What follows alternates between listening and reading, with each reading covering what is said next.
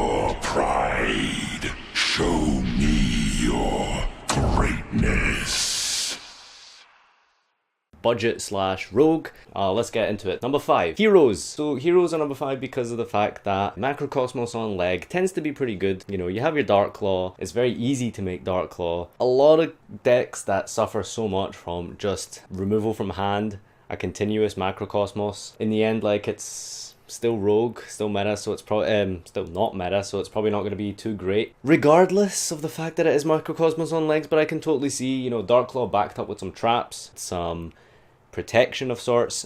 It's still going to give decks a lot of tough times going forward, especially post Shining Victories when we have new Cosmo support. We don't know what it is yet, but chances are it's probably going to be something that doesn't quite like the banish zone. So that's why I'm putting heroes at number 5. So number 4, we've got Infernoids, and that's mostly because of the fact that Burning Abyss is very, very popular right now.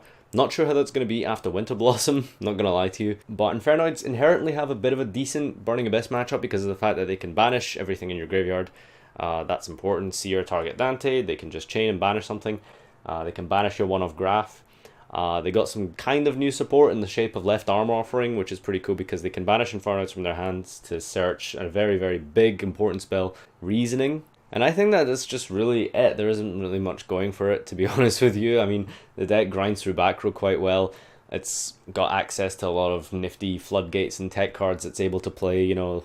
It can play pretty much any floodgate except from Iron Wall, really. Other than that, the deck, yeah, it's not great, but if you want a chance next set, then chances are, you know, Inferno is very cheap now. It's probably not going to be too much of a big deal trying to get a hold of this deck, and the fact that, you know, you're going to have a very good Burning Abyss match for the time being, so long as Burning Abyss remain relevant until Shining Victory. Infernoids is a good shout, I'd say. So number 3, we've got Yosenju. Now, the reasons I say Yosenju is because they're getting quite a few support cards, and they already do have access to some support already, I think. I'm not sure. But basically, they're going to have a lot more draw power. So Yosenju's plus sides is the fact that they already have Pot of Duality. Pot of Duality means that you have access to one of the best search cards in the game. Not really a search card, but I mean, it's...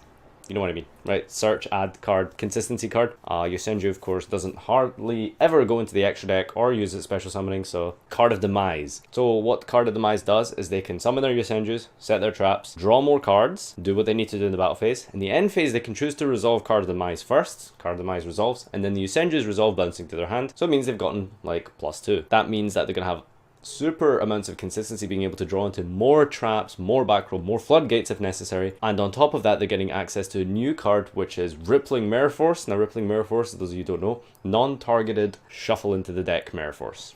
It's pretty good, and with the consistency of Duality and Card of Demise, Yosenju is a big contender, I'd say, for next set, a big contender. Post Shining Victories, with Cosmos, you know, obviously suffering so much from non-targeting effects, like Gnister, for example, was one of the big reasons that Cosmo wouldn't exactly be the best deck. But now that not many decks can actually deal with things that can't be targeted, Yosenjus can take advantage of Rippling Mirror Force. They can play a ton of back row, and they have a pretty decent grind game. And like I said, the consistency of the deck is going to go through the roof with Card of Demise, I think. So that's main reasons why I think Yosenju probably the 3rd best rogue deck for next set.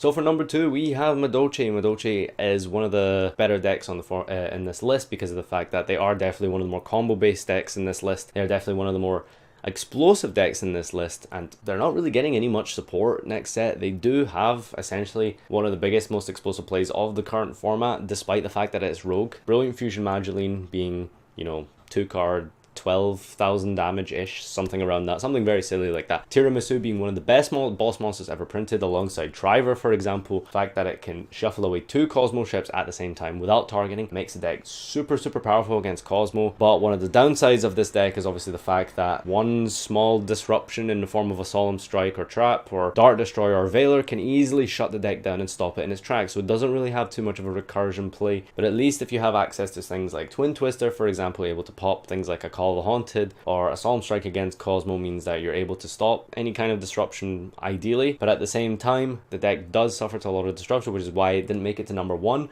Although because of just how powerful Tiramisu is and how much powerful the Brilliant Fusion combo is, Madolche I feel like deserves some kind of a spot and mention in this list, and that's why I put them as number 2. Number 1, I think the best rogue deck pretty much for the longest time, actually. Since Duelist Alliance, since Satellites got printed out, Satellites have always been one of the decks that just sort of float between Rogue and Meta, and it's actually kind of interesting because the deck has really never been the best deck, but it's always been somewhat of a contender. But I think now, currently, Satellites have they're sort of at their worst currently. It's hard to really call them meta. I don't think anyone particularly considers Satellites to be, one of the better decks. At least in terms of Rogue, Satellite, I think, is definitely the kings of table 500. I mean, you're able to have access to some of the best floodgates in the game, like Anti-Spell Fragrance, which isn't exactly quite meta right now, but it's always had its times and it's always had its place. You're able to grind through back row really, really well with Satellites. You have multiple Call the Haunted and Oasis. You can alpha certain cards at the right time. So the deck has lots of ways to get through back row, lots of ways to get through Disruption, like Dark Destroyer, like Solemn Strike. And finally, it has access to probably one of the best monsters ever printed, alongside Tiramisu. That's never been hit on the list, at least, and that is Satellarknight Triver. It's hard to deny that a non-targeting bouncing card that discards from your hand is not a big deal. Now, obviously, it's not the greatest against Cosmo because of the fact that bouncing lots of ships to the hand is not really something you want to do, but, added with the discard, provided they don't have a Call Haunted, there's a lot of conditions and ifs here, so it's not the best deck against Cosmo. We've established that. But I think being able to play through Disruption is what puts it just ahead of Madochi, because of the fact that Madochi can't really grind through back row too well, in fact, at all. I think that definitely puts Satellarknight just a little bit ahead in the fact that they can while they might not have plays that are as explosive as Madochi, they definitely have the best way to grind through, deal with pretty much any sort of problem situation the game can throw at them. And like I said, being able to play lots of floodgates and lots of different traps definitely put the deck at number 1. So this has been my Rogue Anti-Meta Top 5 Decklist Countdown for April Format 2016, taking into consideration Shining Victories and what's to come for that. Obviously, goes without mentioning, all of these decks are able to play with Winter Blossom, which can shut down a lot of decks that rely on the extra deck. For example, they can shut down Burning Abyss. Not so much Cosmo, not so much Monarchs, which is obviously relevant. Obviously, all of them can play it, so if necessary, they can beat Burning Abyss if it comes down to it. So yeah, this has been my list. I hope you guys enjoyed it. If you like to tell me anything I might have missed, any decks that I probably should have included, then feel free to include them in the comment section. Tell me what you think about my decisions and my list, and if there's anything I missed out in my reasoning, or if you think certain decks should pull ahead of others. Also, let me know what you think about the video style and stuff, because of the fact that I'm trying something new with the whole annotation and wall thing. So yeah, I'd like to get your feedback on that, and comment, like, subscribe. See you next time. Come, face me, give in.